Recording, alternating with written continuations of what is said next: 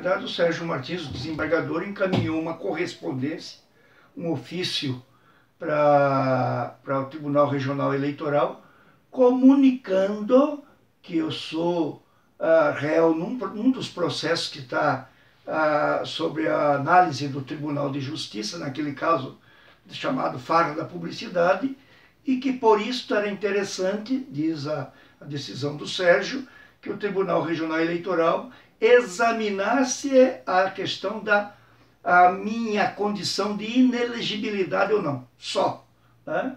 Nós entendemos que o Sérgio não podia fazer isso, o processo não está com ele, o processo está sob a guarda e a responsabilidade do vice-presidente do tribunal.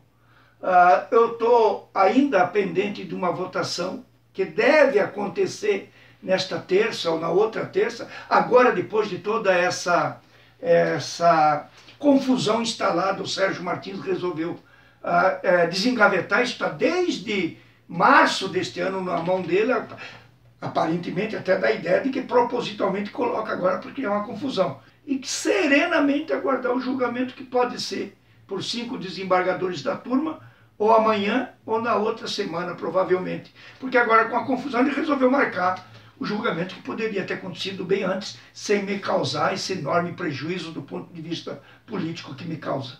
O senhor citou aí a questão da ligação dele e de tudo isso que está acontecendo nas vésperas das convenções, na véspera de uma eleição. O senhor acredita que todo esse julgamento, todo esse pedido de processo, a prisão do André também foi nesse sentido? Houve... O problema do André, e segundo informações não tem um processo ainda instalado, pode ter sido prematura, né?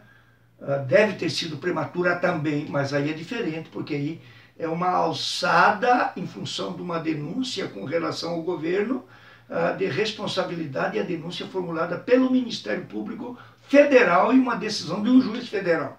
Então são coisas aparentemente parecidas, mas diferentes. A minha é de um processo de 2007, de uma denúncia de uma mulher que não resta outra coisa a não ser a fita gravada, sem nenhum elemento concreto de prova, tanto que o juiz de primeira instância em Campo Grande, quando examinou, mandou arquivar por falta de uma coisa elementar, prova.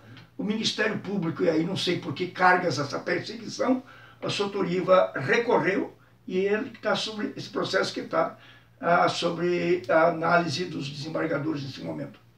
Deputado, passadas convenções, nós já temos aí os candidatos definidos a governo, os seus vices, respectivamente, cada um. Como que o senhor faz uma análise agora de todos os candidatos ao governo do estado de Mato Grosso do Sul? Primeiro, eu acho que é uma eleição de 2 turnos, né? Segundo, que eu acho que numa eleição de 2 turnos, a possibilidade do atual governador, pela máquina, pelo peso dos primeiros 4 anos, tem ampla possibilidade de estar no segundo turno. Portanto, por último, eu analiso de que, com uma vaga em aberto, nós temos possibilidade de qualquer um dos outros principais candidatos estar disputando, ou seja, a Simone, que eu acho que é uma candidatura muito vulnerável, do juiz Odilon, que eu acho que cada vez mais esvazia o palanque, e a candidatura do Humberto Madusso pelo PT. O PT tem hoje 20% de simpatia partidária. Se nós chegarmos em setembro, lá pelo dia 10, 15, com 10, 12, 15%, nós temos possibilidade de virar o jogo no debate de televisão e fazer o que nós fizemos em 98, ir para o segundo turno e ganhar as eleições.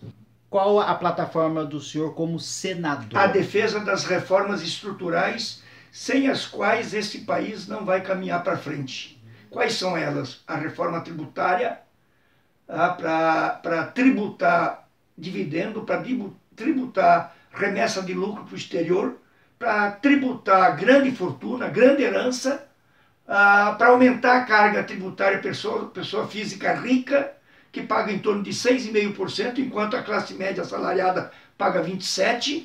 A reforma tributária se faz necessária para diminuir a desigualdade social e econômica que esse país tem. Segundo lugar, a reforma do sistema financeiro. Banco não pode ser porta de agiota, Banco tem que ser fomentador e financiador da produção, e só produção gera desenvolvimento e gera emprego. A reforma agrária, limitando o tamanho das propriedades, inadmissível num país de tanta desigualdade social, o cidadão ter 50, 100 mil hectares de terra, né? Isso tudo, essa concentração brutal na outra ponta gera miséria. Você tem uma ideia, e são dados do IPEA, os 6 mais ricos do Brasil detêm uma riqueza maior do que 100 milhões de brasileiros.